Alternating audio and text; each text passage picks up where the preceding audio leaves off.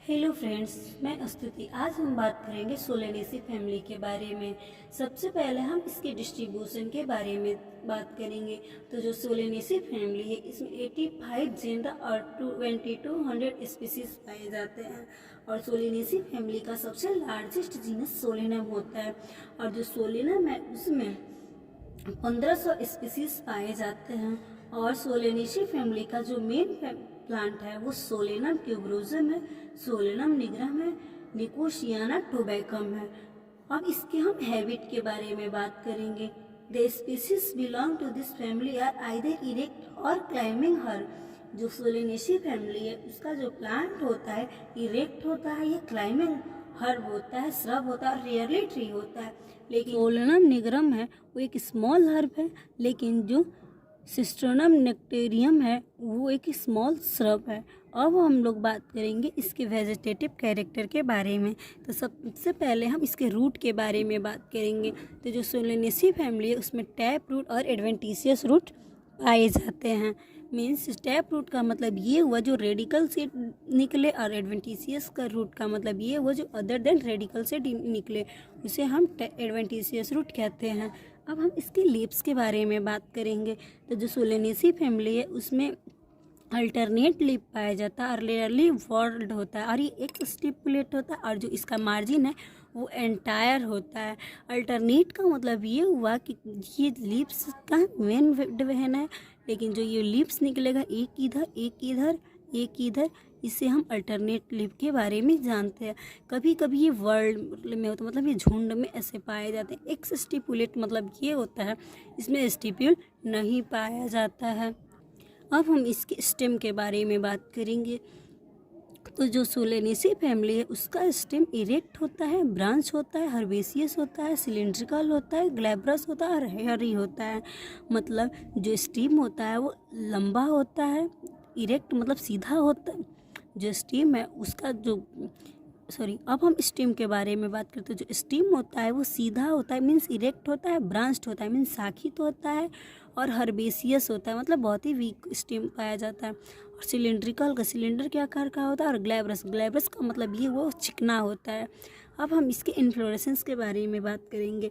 तो जो Solanaceae family है इसमें साइमोस टाइप का इन्फ्लोरेसेंस पाया जाता है और रेयरली हेलिक्वाइड। साइमोस टाइप का मतलब ये हुआ, हम आपको पिछले वीडियो में ही बताए थे कि जो ये फ्लावर का मेन एक्सिस है, इसके जो मेन एक्सिस पे फ्लावर का डेवलपमेंट हो जाएगा, लेकिन ये हेलिक्वाइड होता है। हेलिक्वाइड का मतलब ये हुआ फिर इधर एक फ्लावर निकलेगा इसके फ्लोरल एक्सिस पे, लेकिन ये हेलिक्स फॉर्म करेगा, बस एक ही साइड को भी फ्लावर का डेवलपमेंट होगा। अब हम देखेंगे इसके फ्लावर के बारे में। तो जो फ्लावर होता है वो पेडिसिलेट होता है और हर्माफ्रोडाइट होता है। पेडिसिलेट का मतलब ये हुआ जो फ्लावर है उसमें डंठल पाया जाएगा, और हर्माफ्रोडाइट का मतलब ये हुआ कि फ्लावर में मेल पार्ट और फीमेल पार्ट दोनों पाया जाता है। हर्माफ्रोडाइट को हम बाइसेक्सुअल भी कहते हैं। और फ्लावर जो है एक्टिनोमॉर्फिक होगा, लेकिन रेयरली जाइगोमॉर्फिक होगा। हमने पिछले वीडियो में ही बताया था कि एक्टिनोमॉर्फिक का मतलब ये हुआ किसी भी फ्लावर को हम बीच में से या कहीं से भी काटे तो ये बराबर भागों में बट जाएगा। जाइगोमॉर्फिक का मतलब ये हुआ कि फ्लावर को हम कहीं से भी काटे तो ये बराबर भागों में नहीं बटेगा, बल्कि एक सिंगल पॉइंट होगा जहाँ से ये बराबर भागों में बटेगा।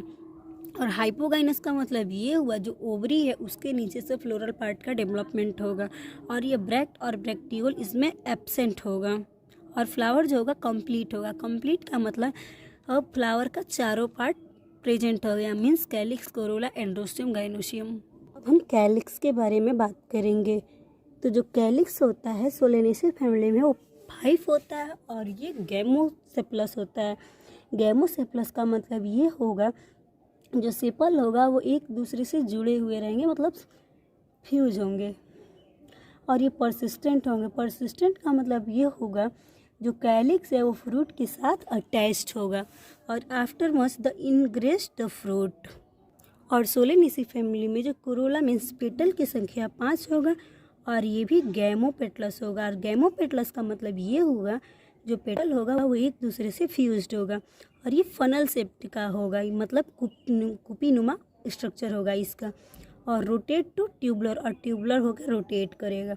फिर जो होगा एंड्रोशियम होगा, उसकी संख्या 5 होगी, लेकिन कभी कभी ये डाइडेनेमस कंडीशन को शो करता है। डाइडेनेमस कंडीशन को शो करने का मतलब ये होगा, यदि स्टेमिन 4 है तो 2 स्टेमिन क्या होगा, वो लंबा होगा और 2 स्टेमिन छोटा होगा।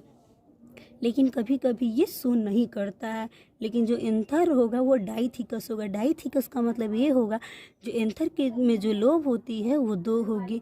अब ये गाइनोशियम के बारे में, तो गाइनोशियम में कार्पेल की संख्या 2 होगा, लेकिन दोनों फ्यूज होगा, मतलब एक दूसरे से जुड़े होंगे। और ओवरी सुपीरियर होगा। सुपीरियर ओवरी का मतलब ये होगा, जो फ्लावर का सभी चारों पार्ट जो होता है वो कैलिक्स कोरोला, मतलब एंड्रोशियम गाइनोशियम, ये ओवरी के नीचे से निकलेगा।